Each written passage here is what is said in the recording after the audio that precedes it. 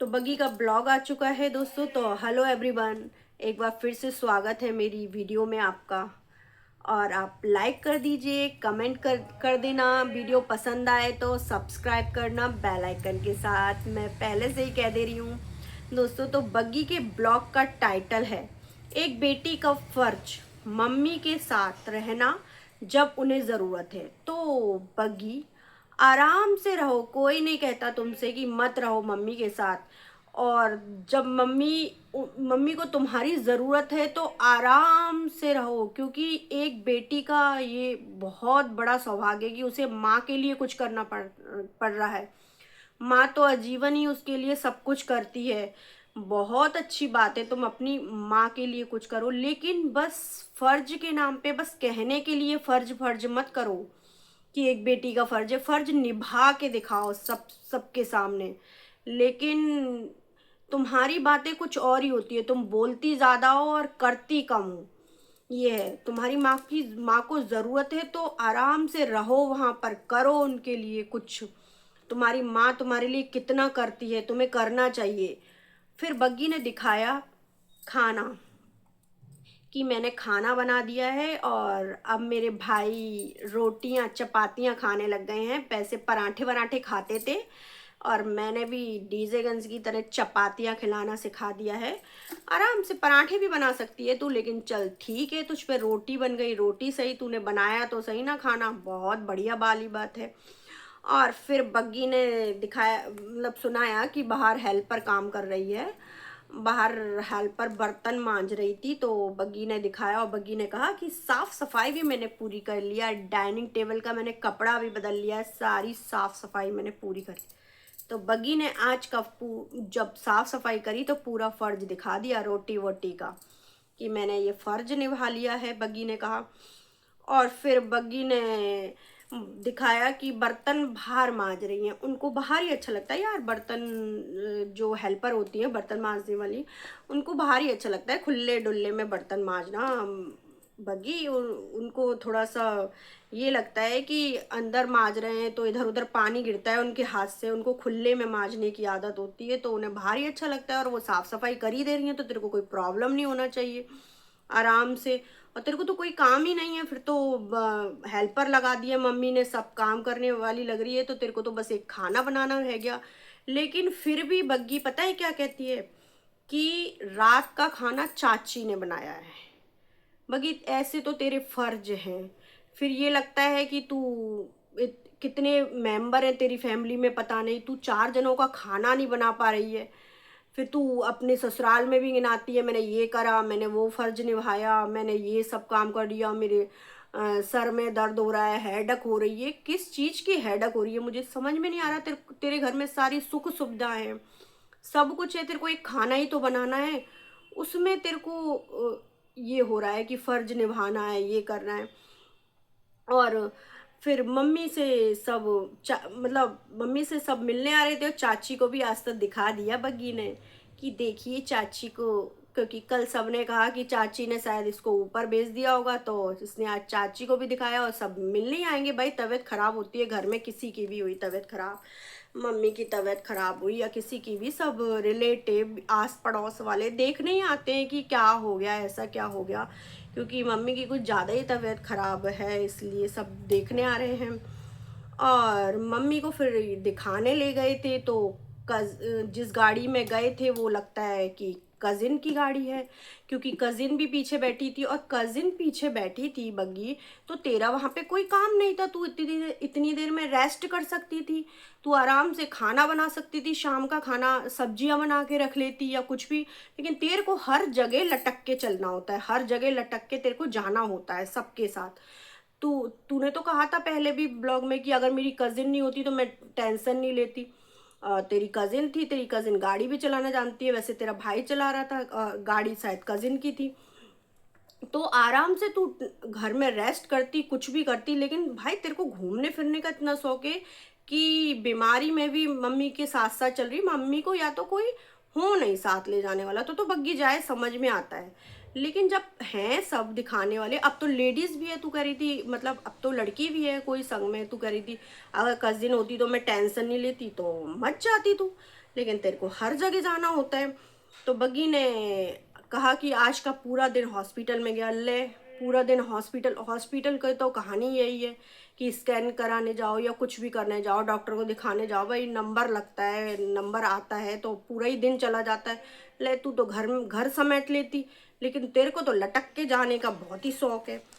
फिर तुमने अपनी मम्मी की और बग्गी, मैं एक बात बता दे रही हूँ तेरे को, तू अपनी मम्मी की बीमारी मत बताए।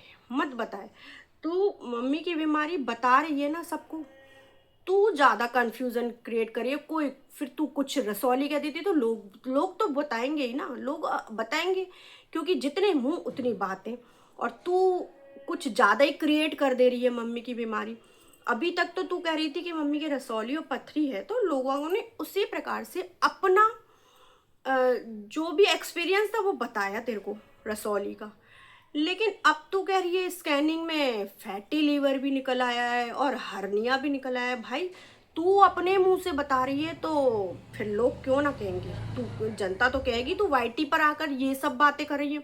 और तो और हर्निया थोड़ा सा ही हो, हर्निया तो हर्निया ही है भाई, ये भी ऑपरेट ही होता है, बढ़ता ही है ये भी। और तू और तो और मम्मी के तो है ही हर्निया, अपने भी बता रही है कि मेरे भी है। भाई बग्गी तेरे को कितनी बीमारी, तू अपना भी इलाज करा ले, तू अपने भी टेस्टिंग करा ले, कहीं परेशानी ना हो तेरे को भी। तू अपनी भी बता रही है कि मेरे को भी है। यार बग्गी क्या ही बोलती है तू, क्या बोलने से पहले सोच लिया कर। फिर कोई आकर बोलता है तो लोग बोल रहे हैं, ये बोल रहे हैं, सब लोग ये कहते हैं। तू एक मतलब जनता तो सवाल जवाब करेगी ना कि तेरी मम्मी को क्या है क्या नहीं है, एग्जैक्टली बता। और आज भी तुमने बहुत मिसअंडरस्टैंडिंग के मेरे को मतलब फैटी लीवर भी बता दिया, मम्मी को ये भी बता दिया। भाई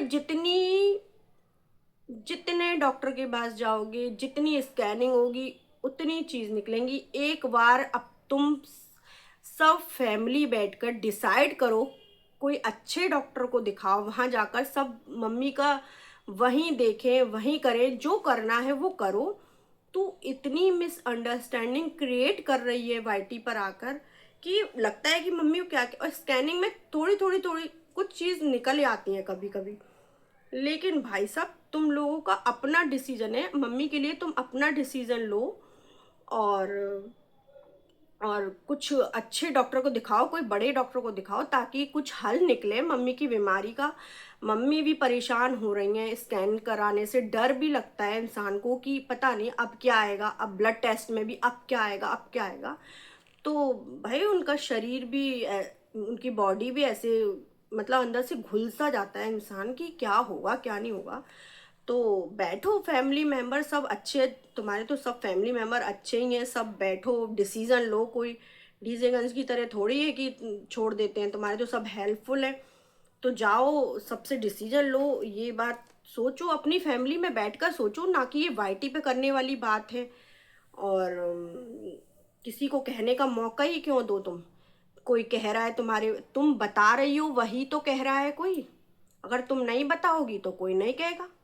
ये वाली बात है ना बग्गी।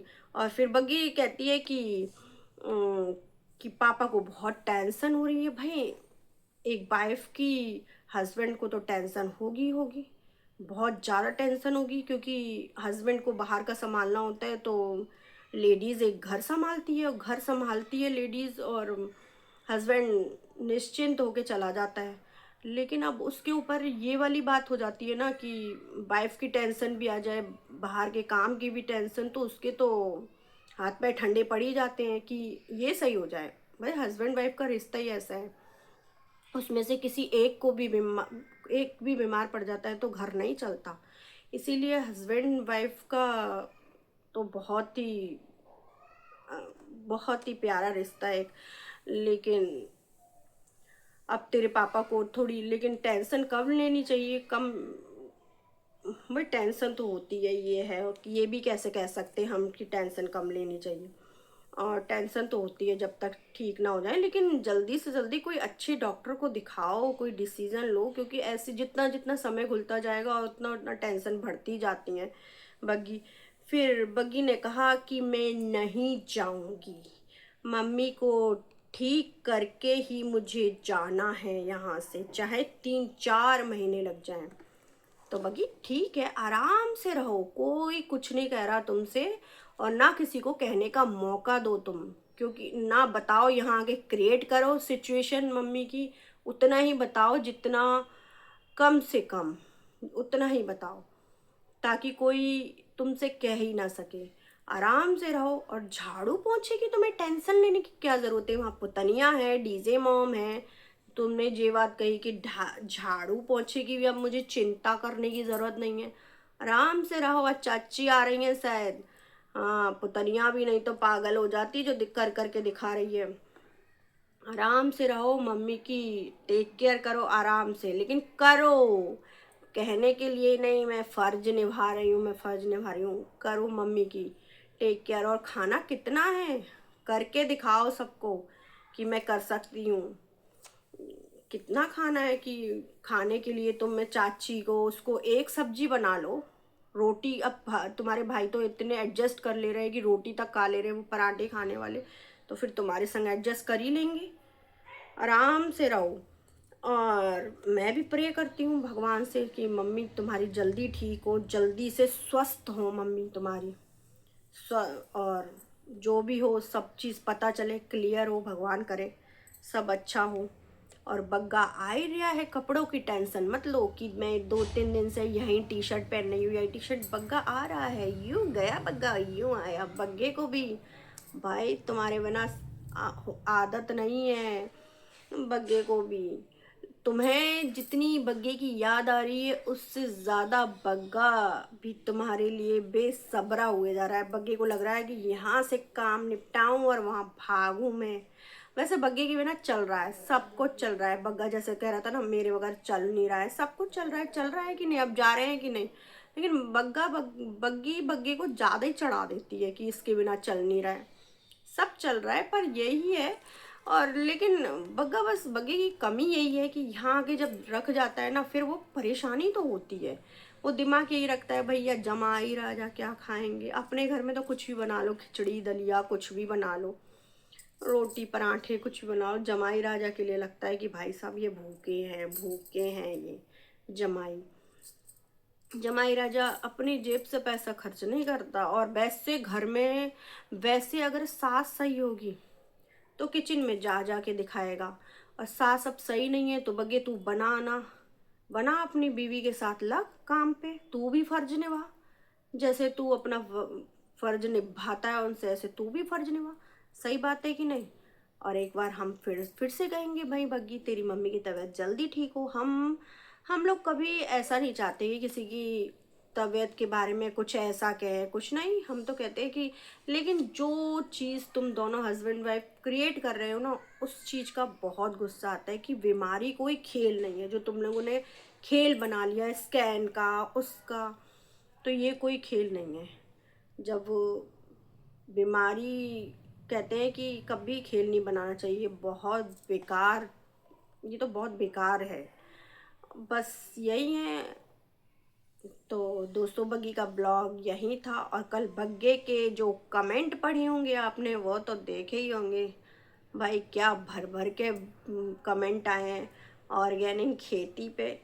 ऑर्गेनिक खेती होने के बाद भी भाई बग्गे तुझे इतनी बीमारी कैसे होती है, वो मैंने कल कहा ही था, और कमेंट में भी यही आया है, समझ में नहीं आता बग्गे। तो जल्दी से पधारने की कृपा करें बग्गी अपने ससुराल में, बेसब्री हुई जा रही है बग्गी।